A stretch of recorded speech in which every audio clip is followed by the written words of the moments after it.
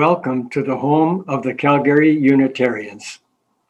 Whoever you are, whomever you love, wherever you are on your personal journey of faith or search for meaning, welcome. If you are visiting for the first time, or for the first time in a long time, know that we are grateful to have you with us. We come together in beloved community to grow in wisdom, welcome and deepen relationships, and act for a just and sustainable world. We recognize our responsibilities to be stewards of this land, and we acknowledge that we do this with those for whom this is their traditional territory, the people of the Blackfoot Confederacy, comprising the Siksika, Piikani, and Kainai First Nations, as well as the Tsuut'ina First Nation and the Stoney Nakoda, including the Chiniki, Bearspaw, and Wesley First Nations of the Treaty 7 region of southern Alberta. This treaty was signed September 22, 1877. Mohkinstsis, now known as the City of Calgary, was also home to Métis Nation of Alberta Region 3. In offering a land acknowledgement, we honor those who have long been the stewards of this land, and we accept our shared responsibility for being good caretakers. We acknowledge that treaties were entered into as a collaboration between settlers and the Indigenous people. My name is Conrad Ayasi, and I use the pronouns he and him. And I have the privilege of serving on your board of trustees. This congregation is special to me because I find that our members are lovable people. They're tolerant, ethical, kind, and fun-loving people.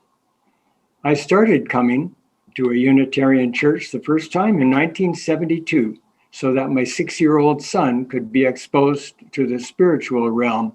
And I continue to come because it is my own spiritual home today. Please join us after the service for a virtual coffee hour where we will meet in small breakout rooms and get a chance to socialize live.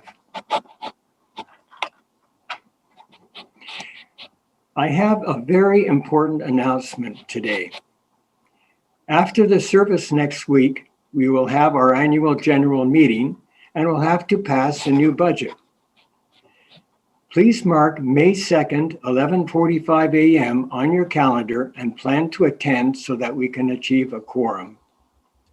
However, in preparation for this AGM, we would like to have a chance to answer your budget questions and hear your concerns today. This will be a challenging budget because of the reduced pledges, and the board really needs your input. Please come to a budget town hall after coffee hour today. If you are taking part in the coffee hour, then just return to the main coffee meeting at 12 noon, or join us at 12 noon by clicking on the post-service coffee link. I hope to see you there at 12 noon. And now over to Reverend Deborah. The chalice lit amongst us is a beacon of hope in a world in crisis, a beacon of possibility made manifest in community,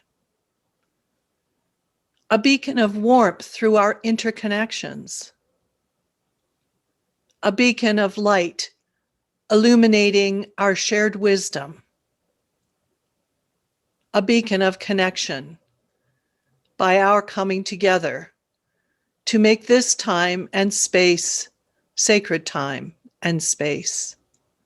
Holding this, I light our chalice this morning.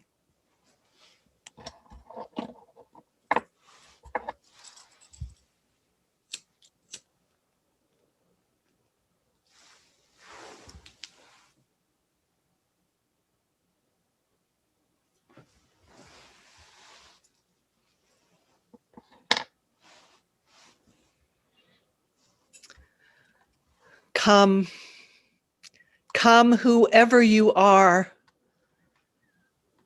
Come with your hurts, your imperfections, your places that feel raw and exposed. Come, come, whoever you are, come with your strengths that the world shudders to hold. Come with your wild imaginings of a better world. Come with your hopes that it seems no one wants to hear. Wanderer, worshiper, lover of leaving, we will make a place for you. We will build a home together. Ours is no caravan of despair, for we walk together. Come, yet again come. Come, let us worship together. I share these words from my colleague Leslie Takahashi, who wrote them based on those words from the Sufi mystic poet Rumi. We use these words this morning as we explore the Islamic tradition, understanding that Sufism is the mystic aspect of that tradition. Worship is a recognition, a naming, and an engaging with that which is of worth. This morning, we recognize the incredible worth of being together, as well as our learning about another faith tradition. Our commitment to radical inclusion does include differing theological orientations, as well as a multitude of other orientations, abilities, preferences, and unique differences of each person here, and yet to be welcomed. Radical inclusion is an aspect of what we do to be beloved community. And beloved community, and indeed this morning, can only happen by people contributing. And so I want to express my gratitude for those making this morning possible. Our AV team, Paul and Jim, so to speak, in the booth, and to Bob for the YouTube polishing that he will do.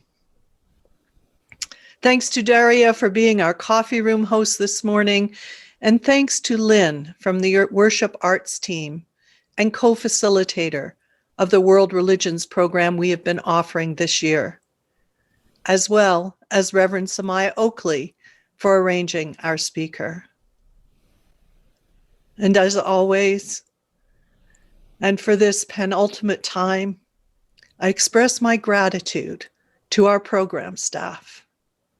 Sheila McMaster, our Director of Religious Education, and Music Director, Jane Perry, who will now lead us in our opening song, Morning Has Broken. Good morning, friends. Spring in Calgary often means that it's snowing at this time of year, and indeed it's snowing here in Calgary this morning. That having been said, I see happy families going about past my living room window because they know the snow is temporary, because they can see the buds on the lilac bushes, because they know that the robins are back, because they know that the warm weather is returning. Let's sing in praise and recognition of nature and of the growing spring. Morning has broken.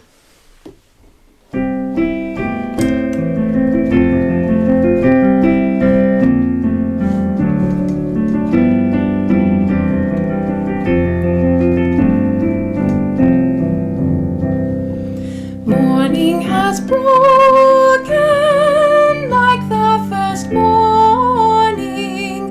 Blackbird has spoken like the first bird.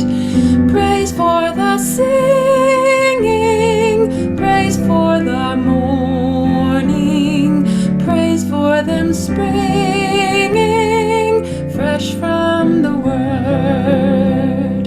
Sweet the rain's new fall from heaven, like the first dew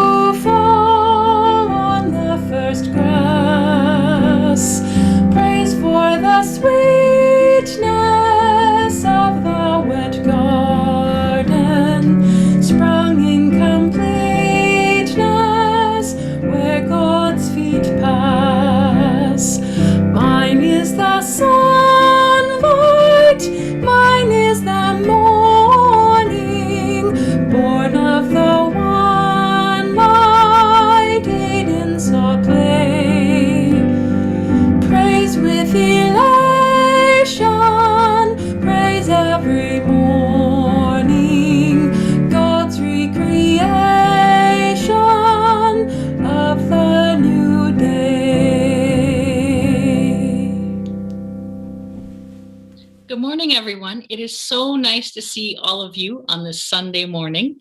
And today, the elementary crew will be exploring Ramadan and how this religious practice encourages empathy and giving, while the youth will be reflecting on the 5 pillars of Islam and the connection to our own Unitarian principles. And the story I'm going to share today is this called Ramina's Ramadan.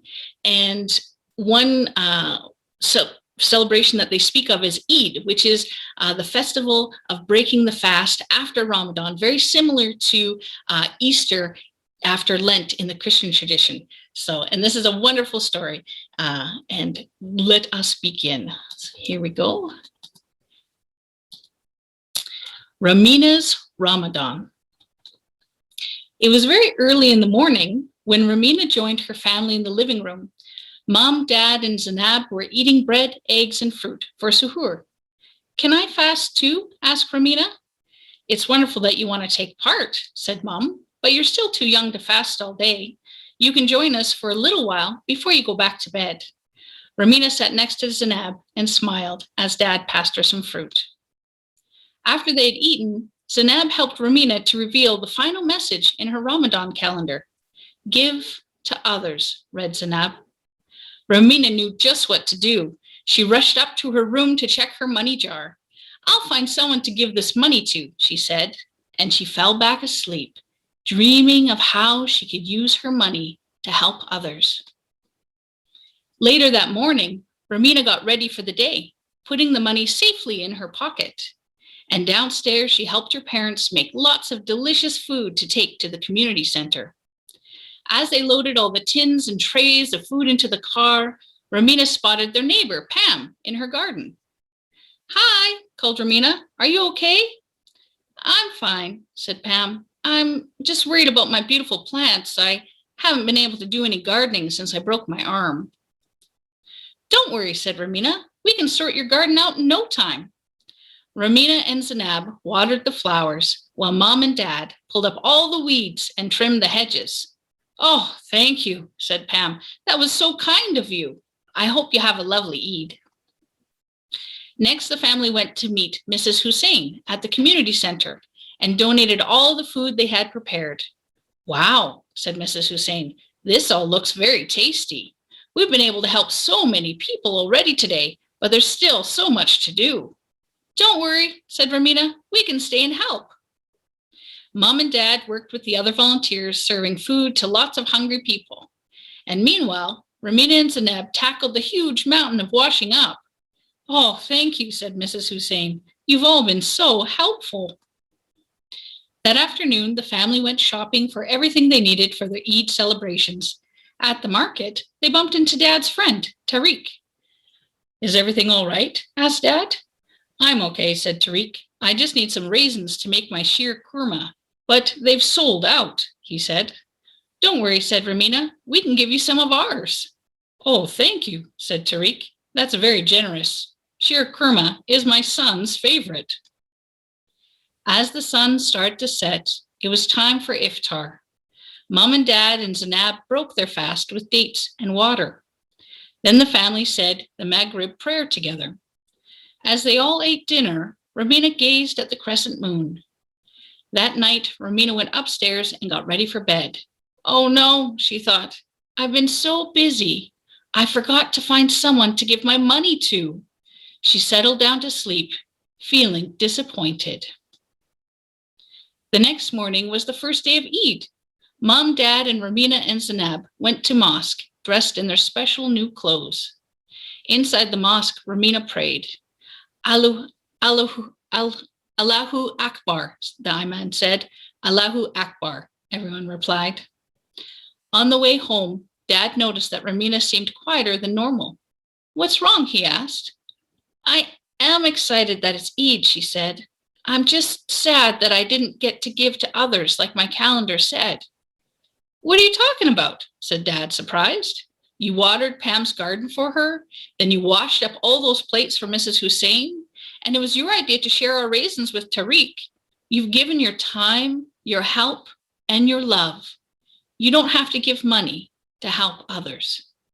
Ramina felt better as she realized Dad was right. That night, Romina and her friends were joined by grandparents and uncles and aunts and cousins and friends, and they'd all brought food, sweets, and gifts for the big celebration. Romina smiled as she enjoyed a huge feast with the people she loved.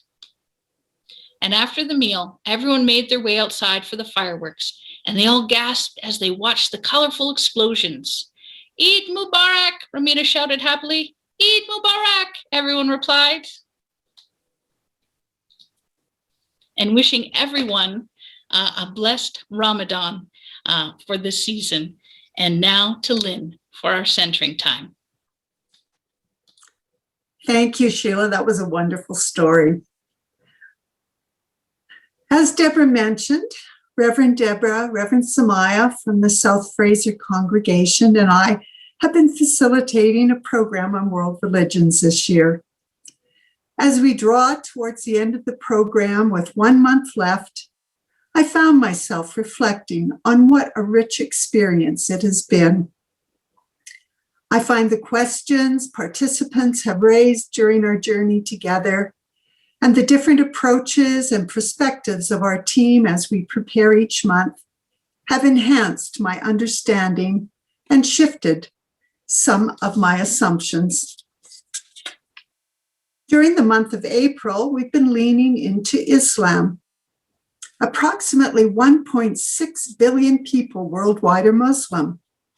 So, as you can imagine, there's much more diversity among Muslims than we see or hear about in the news. One thing all Muslims have in common, wherever they are situated on the liberal through to conservative spectrum, is the centrality of Allah, or God, in the lives of the faithful and the high esteem in which his prophet Muhammad is held. When Muhammad's name is spoken, it's usually followed with the words, "Peace and blessings be upon him." You will hear this frequently during our guest speaker Ahmed Khan's presentation. How is God understood? God is not a theological construct, but is an all-encompassing presence in the world and lives of believers. Islam is a monotheistic religion, one with a belief in one God. To give you a sense of how God holds all opposites, our centering time reflection will begin with the Islamic 99 names of God that are sung or chanted in praise of God. The golden letters are in Arabic, and there are English subtitles. As we seek common ground with and understanding with our Muslim neighbors, perhaps this reflection will give us a glimpse into the breadth and the depth of their understanding of the divine. The structure of our centering time will be the 99 Names of God video, followed by silence and then a musical response. What is your sense of that which is greater than all?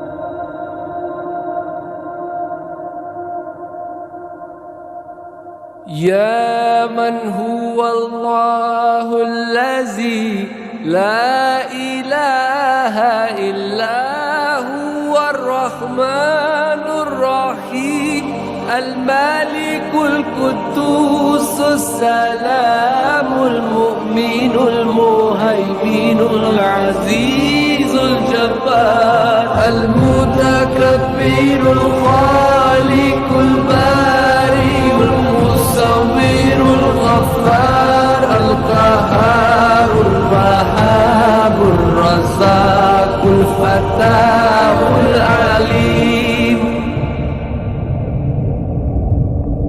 القابض الباسط الخافض الرافع المعز المذل السميع البصير الخبير الحليم العظيم الغفور الشكور العلي الكبير الحفيظ المقيم الحسيب الجليل الكريم الرقيب المجيب الواسع الحكيم الودود المجيد الباعث الشهيد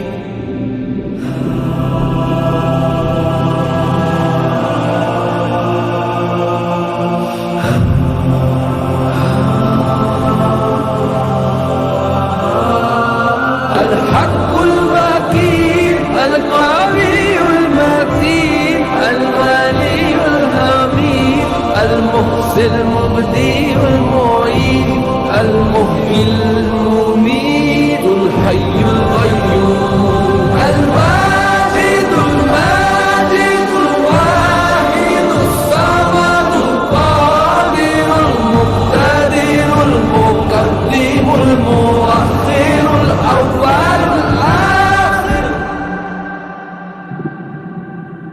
الظاهر الباطن الوالي المتعال البر التواب المنتقم العفو الرؤوف مالك الملك ذو الجلال والإكرام المقسط الجامي الغني المغني الماني الظاهر النافي النور الهادي البديع الباقي الوارث الرشيد الصبور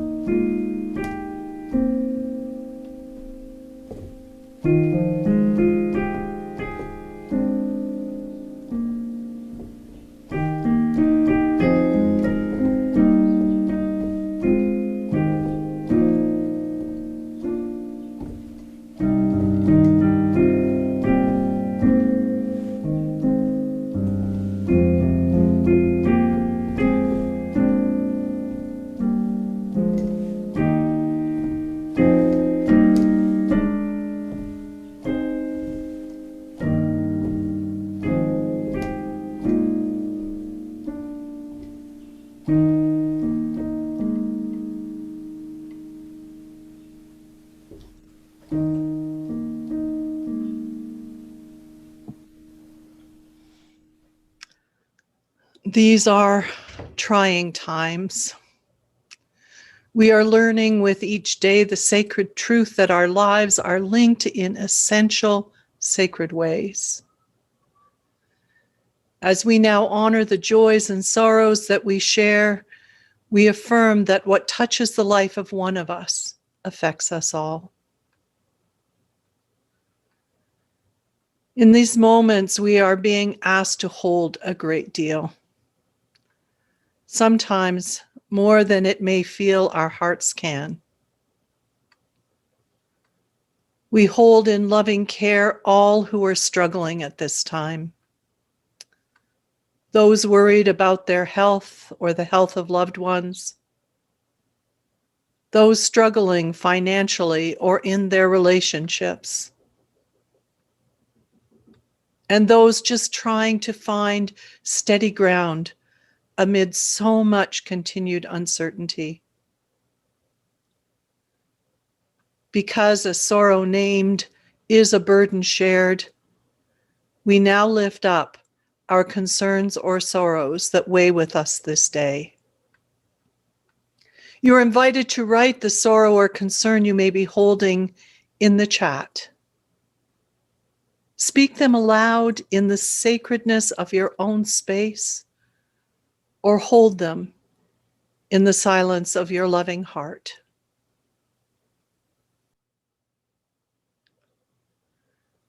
I now light our candle of concern and sorrow for all that is held in our midst.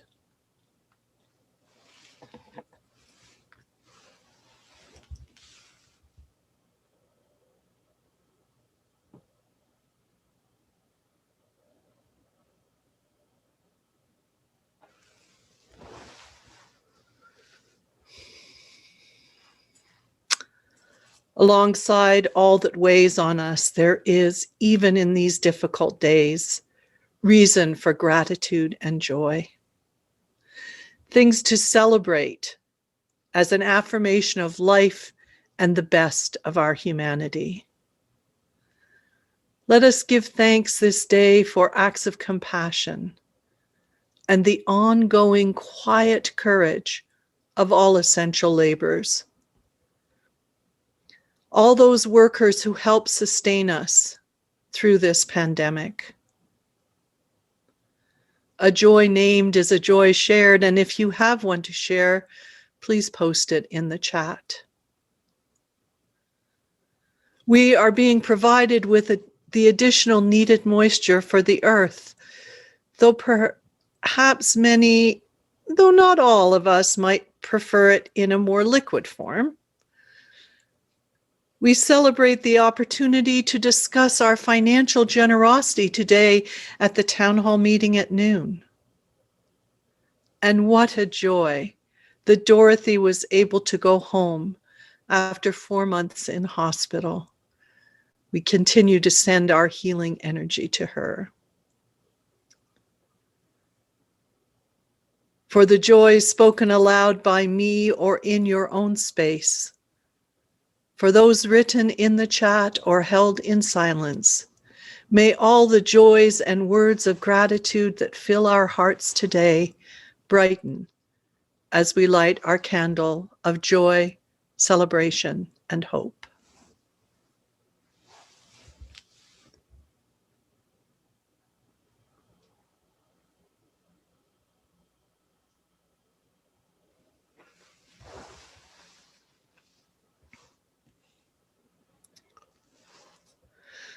We light a third candle each week to recognize global concerns or celebrations. I'm holding so many concerns in my heart today. There are certainly many global concerns, and I wish especially to mention the situation in India with the farmers and now escalating COVID infections. Let us combine our healing thoughts and energy and send it there. May this week's verdict of guilty on all counts in George Floyd's murder be a turning point in addressing the scourge of racism around the world.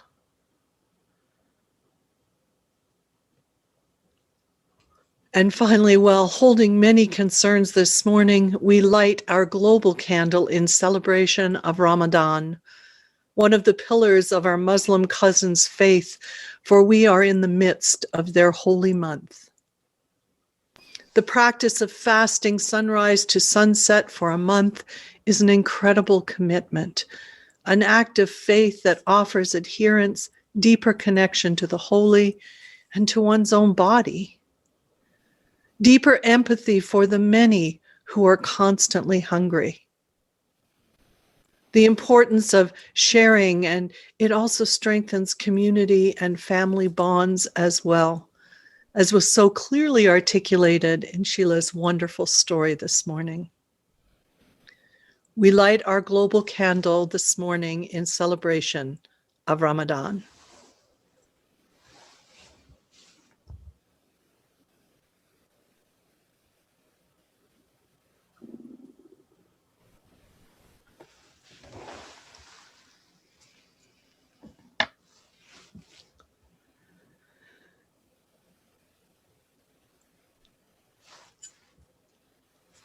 As we have been leaning into the Islamic tradition, a tradition with Allah, God, at the center, and as you saw and heard with the centering video of the 99 names for God, The invitation is to expand our understanding of the concept.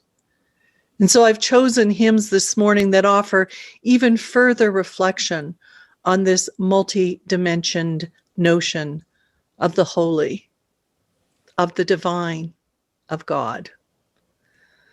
Our next song was written by contemporary British hymn writer Brian Wren. Please join us in singing Bring Many Names.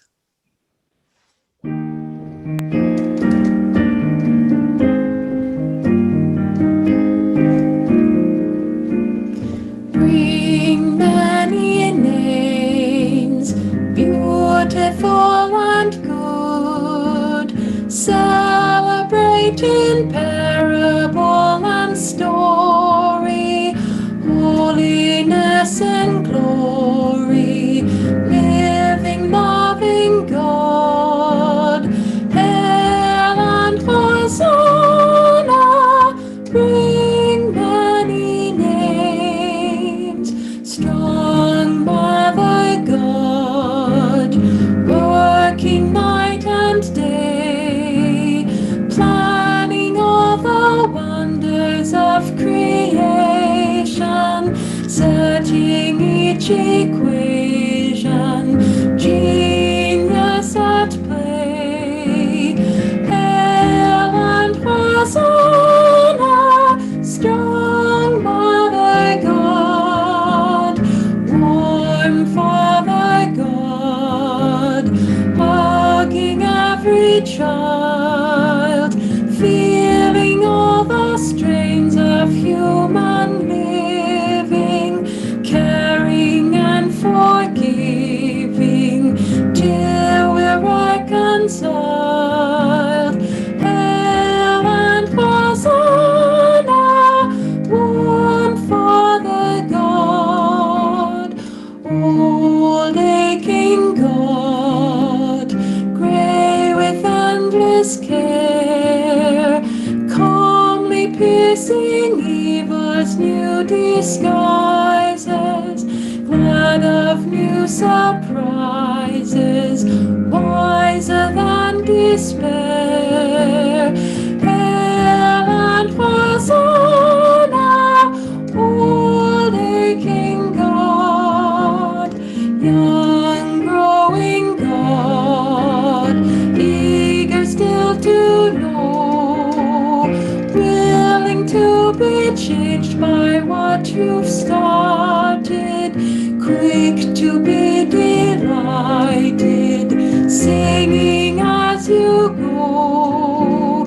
Hail and Hosanna, young growing God, great living God, never fully known, joyful darkness far beyond our seeing, closer yet than breathing, everlasting home. Hail and Hosanna, great living God.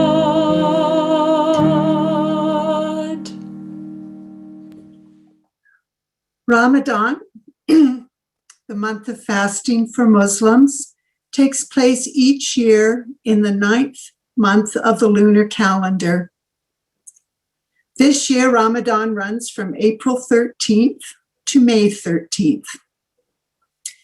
Our speaker, Ahmed Khan, has prepared and recorded a reflection on the importance of Ramadan, interweaving basic principles of Islam and concepts of wisdom and liberation from the Islamic faith perspective. Ahmed Khan is a writer, a keynote speaker, a lecturer with a special focus on Islam. He previously served as president of the Simon Fraser University Muslim Student Association, where he acted as a chaplain and a community leader. He has conducted lectures at Simon Fraser University, Capilano University, and the Muslim Association of Canada. During his spare time, Ahmed loves to read, spend time with family, write poetry, and practice jujitsu. Bismillahir Rahmanir Rahim. In the name of God, the most compassionate, the most merciful. My name is Ahmed Khan, and I would like to thank the congregants of the South Fraser and Calgary Unitarians for inviting me to discuss this important topic of Islamic liberation and Islamic wisdom. And this topic is extremely important given that we are in the blessed month of Ramadan. And so I want to thank everybody for tuning in. Before we can get into what Islamic liberation and wisdom entails, it's important we first understand what Islam actually is. Islam is the second biggest religion in the world, and yet it's also the most misunderstood. So this is extremely important for us to first understand what Islam actually is. In the Islamic tradition, Muslims are called to worship God, whose name is Allah.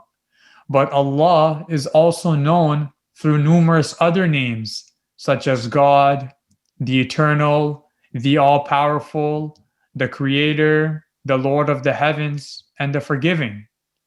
But the most common and beautiful of God's names is Allah, which is why it's referenced the most in the Holy Quran. But nonetheless, God can be referred to any of the names as they all describe God's eminence. According to Islam, God has sent hundreds of thousands of prophets to every single land, and all of them preach the same message. The message that God exists and that he is worthy to be worshipped. Since the inception of mankind, from the Prophet Adam until the Prophet Muhammad, peace and blessings be upon them, prophets were continued to be sent because through time, their message began to corrupt. New prophets reestablished the previous prophet's message and called the people back towards their true message. Now, these prophets were sent to America, to Palestine, to Rome, Africa, India, China, Arabia, wherever humans existed, prophets were sent. And some of these prophets, we know their names, such as Adam, Noah, Abraham, Moses, Jesus, and Muhammad, peace be upon them.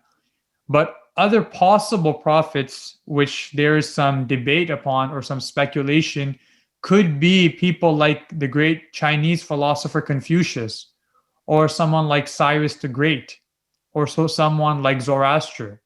But nonetheless, the contention is that, according to Islamic theology, is that God has sent these prophets to every single land, to every people, even though we don't know all of them.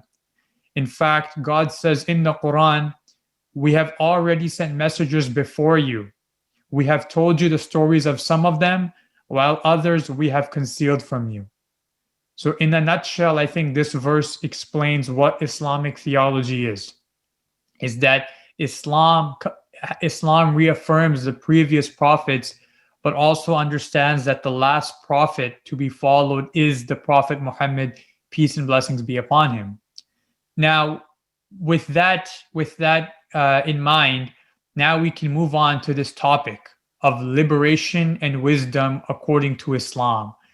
And for me, I would like to, I think there is a correlation between both of them, because one cannot be wise without being liberated, and one truly cannot be liberated without being wise.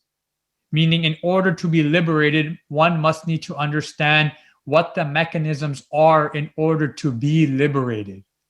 And so right now we are in the blessed month of Ramadan, and Ramadan is a period of fasting, which is both a form of liberation and also of wisdom. It's a form of wisdom because we understand that it is through the intellect that we can understand that fasting is something that is beneficial to us. Nowadays, we have a number of books, a number of research articles that have proven the importance of fasting. And so using our wisdom, using our intellect, reveals that fasting is something all of us, irrespective of whatever faith you are, fasting is something that all of us should be enjoining. And fasting is both an ancient and also a modern technique. If we look at, for example, the biblical tradition, there are many prophets who fasted. In fact, the Prophet Muhammad, peace be upon him, said that his brother David, referring to the biblical prophet, used to fast every other day. And that if we look at other traditions, for example, we also find it. Yet today we find, whether it's with fitness gurus or whether it's with some of our biggest personalities, they've all realized the importance of fasting, or what they now call intermittent fasting, of going through certain periods of time without any food or any drink to let the body replenish and resemble some sort of a detox. So the blessed month of Ramadan is a month where we use our intellect to discern what is the best, to discern why fasting is important to us. Now, despite all of the scientific articles that explain why human beings should fast, why it's good for the body, why it decreases heart disease, it decreases a person's chance of diabetes, according to the Islamic tradition, Muslims do not fast primarily because of those reasons. In fact, God says in the Quran that fasting has been prescribed upon you, just like it was prescribed on those before you, in order that you may increase in your God consciousness, in your piety. So, according to the Islamic understanding, fasting is done because when you enter into the state of fasting, it brings you closer to God, and it allows you to worship, to direct your worship towards Him. And so that is the primary reason why Muslims fast. Secondary reasons we can offer are to be grateful, that it helps replenish the body, but it's important to understand that the primary reason why is that we increase in our God consciousness. And that's why in Ramadan, you see Muslims are at the highest level of their piety. And so that's the reason why Muslims fast. Now, when we talk about what does it mean for us to be a people of liberation, according to the Islamic understanding, a people of liberation are those people who have purified themselves through controlling their desires and focusing their worship towards Allah or God. Now, the modern understanding of fasting does differ from the Islamic understanding of fasting.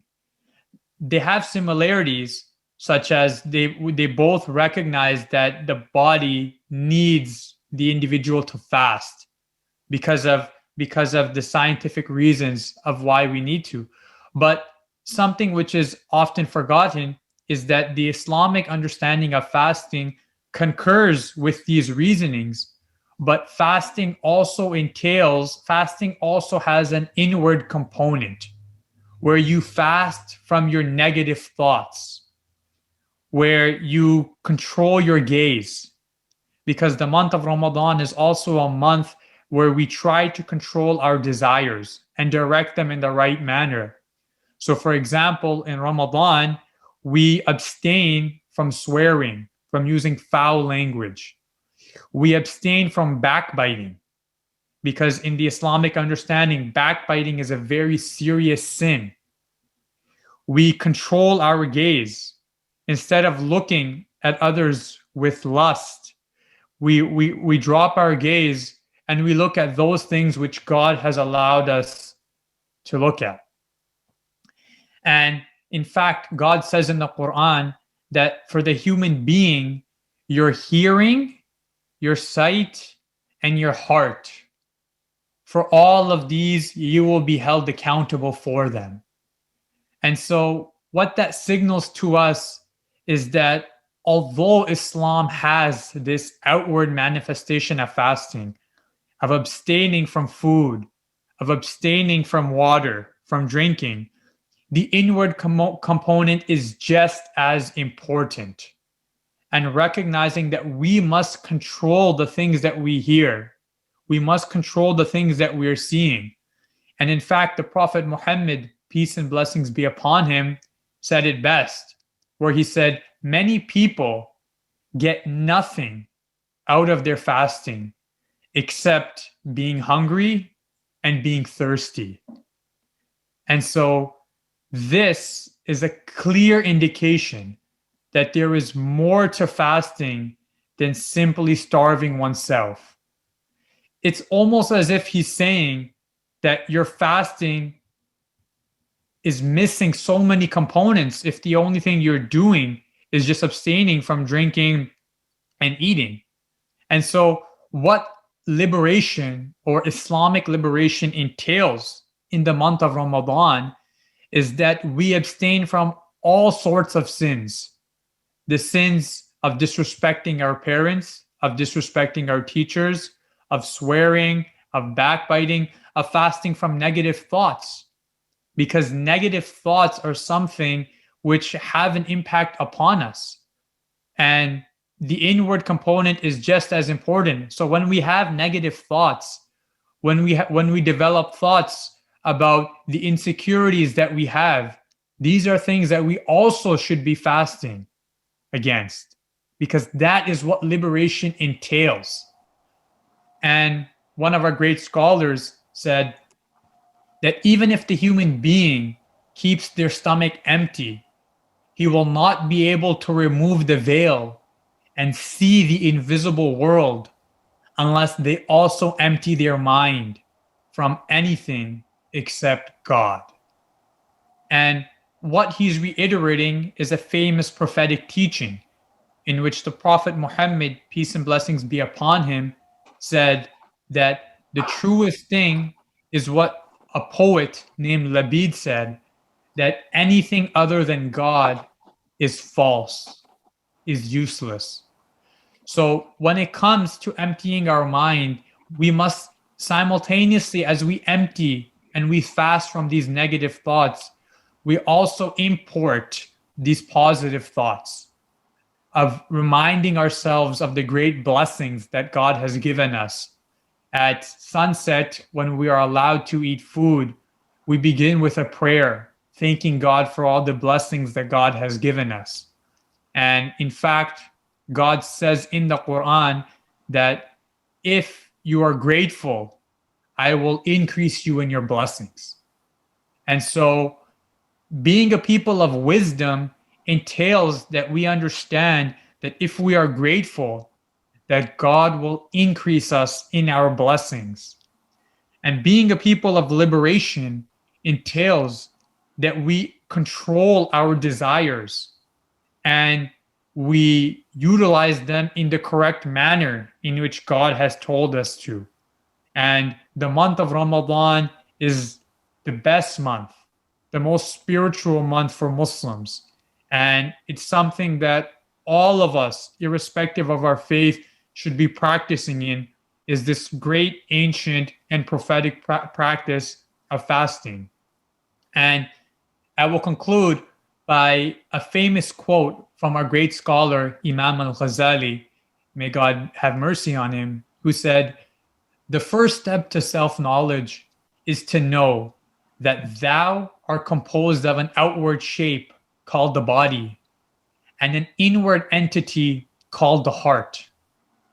By heart, I do not mean the piece of flesh situated in the left of our bodies, but rather that which uses all of the other faculties as its instrument and servants. In truth, it does not belong to the visible world, but to the invisible, and has come into this world as a traveler visits a foreign country for the sake of merchandise, and it will presently return to its native land. It is the knowledge of this entity and its attributes which is the key to the knowledge of God." And the month of Ramadan, when we talk about true liberation and wisdom, is when the human being recognizes that the only thing that truly matters in this world is God, and that this abode that we are in is merely a temporary destination for our final home, which is paradise with God. And so the month of Ramadan allows us to enter into that state where we are constantly in remembrance of that final abode, of understanding that, yes, we are both an inward entity, meaning the heart, and an outward entity, meaning the body. But at the end of the day, the heart is what matters most. And in fact, God says in the Quran that on the day of judgment, the only thing that will benefit a human being is having a pure heart. And the Prophet Muhammad, peace and blessings be upon him, said that on the day of judgment, God does not look at your bodies or at your appearances or at your wealth, but rather God looks at your heart and your actions. And Ramadan is a month where we purify our heart, we purify our intentions, and we hope that this 1 month of Ramadan acts as an intensive training that we can use for the other 11 months of the year. And that is what true Islamic liberation and Islamic wisdom are. So let us revive the prophetic wisdom of fasting as it allows humanity to liberate themselves from their desires and worship the divine. May God make us people of liberation and wisdom and guide us to the straight path. Ameen. Thank you to everyone for listening, and I hope you all have a remarkable month. That was interesting. Now I'm going to speak about the offering. And I'm going to read something written by our own Reverend Deborah Falk. It's called Generous Expression of Gratitude. Take now a few moments to appreciate our being together. Though at this time, only virtually, yet with recognition that we truly are together. We are not alone. We need community to remind us of our web of connection and to remind us of our capacity and willingness to give and receive. For it is the contributions of each one of us that creates and sustains our community. Let us hope our community flourishes.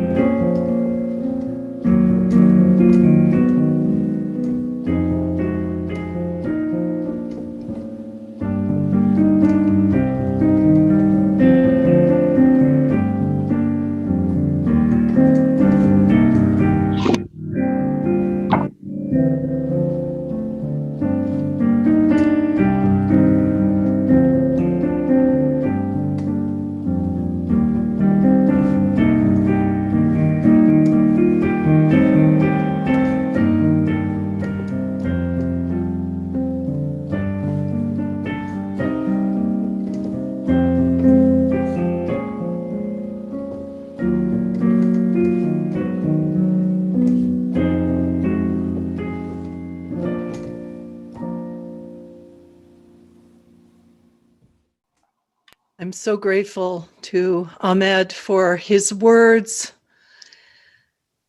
They've caused me to think differently about things, and certainly to think a little differently about fasting.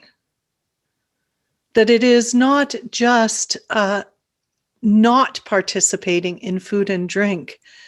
It is about not participating in negative thinking, in that which would diminish in any way. It is interesting to think about fasting from a multi-perspective like that. And I invite us to engage and to think about it going forward, to think about our Muslim colleagues and siblings who spend the whole month in that reflection. I did one day of fasting. And I found the insights that came from that, the understanding of my own body, but also recognizing how many people have that sense of being hungry every day and not by choice. Let us take the insights that we've gained this morning and just think about them as we go forward into our week. And I invite us to end our time together with our closing song, another one with words by Brian Wren that again speaks to that more broad meaning and understanding of God or the divine creator, whatever name you put to it. Let us sing now, Name Unnamed. This is a hymn that is a little less well known for some of us. It has 6 verses, so if this is one that's new for you, I invite you to listen for the first little while and then jump in when you feel comfortable to do so. Here we go. Name Unnamed.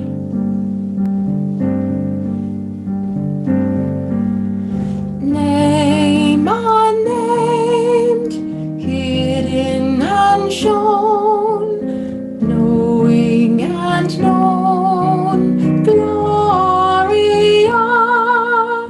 beautifully moving, ceaselessly forming, growing, emerging with awesome delight, maker of rainbows, glowing with color, arching in wonder, energy flowing in darkness and light. Name unnamed, hidden, unshown, knowing and known, Gloria, spinner of chaos, pulling and twisting, freeing the fibers of pattern and form, weaver of stories, famed or unspoken, tangled or broken, shaping a tapestry vivid and warm. Name unnamed, hidden and shown, knowing and known, Gloria,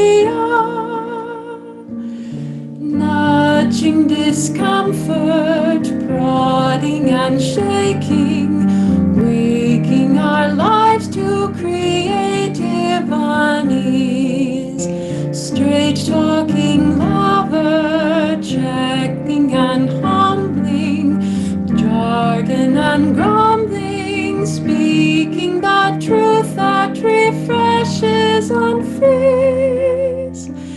Name unnamed, hidden and shown, knowing and known, Gloria,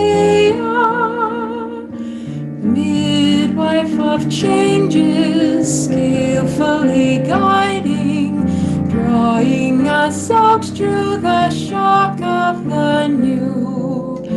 Woman of wisdom, deeply perceiving, never deceiving, freeing and leading in all that we do.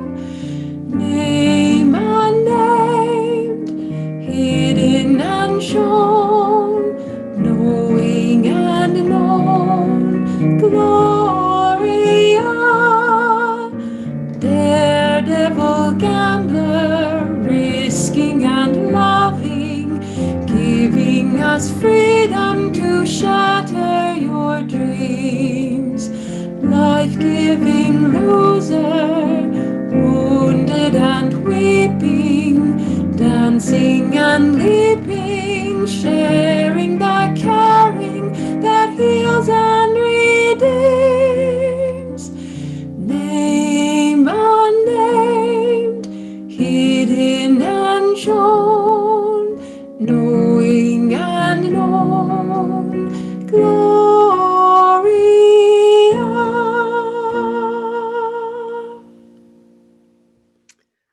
As we close our time together with the extinguishing of the chalice, I offer these words by the Islamic poet Sadi.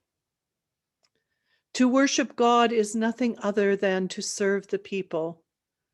It does not need rosaries, prayer carpets, or robes. All peoples are members of the same body, created from one essence. If fate brings suffering to one member, the others cannot stay at rest.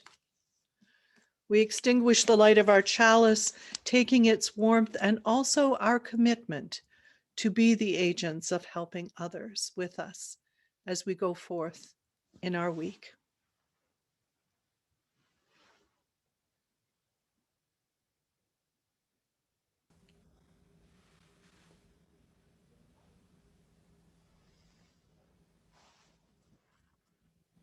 And now to Jane for our closing benediction. As we close our time together this morning, may I invite all of you to join us for our virtual coffee hour. This is a time to gather to discuss the things that we've heard and been thinking about this morning. And then don't forget to attend the town hall budget meeting that's happening at 12 noon. You'll find the link for the coffee hour in the chat area of your Zoom screen. Now, let's sing together our closing benediction, Spirit of Life.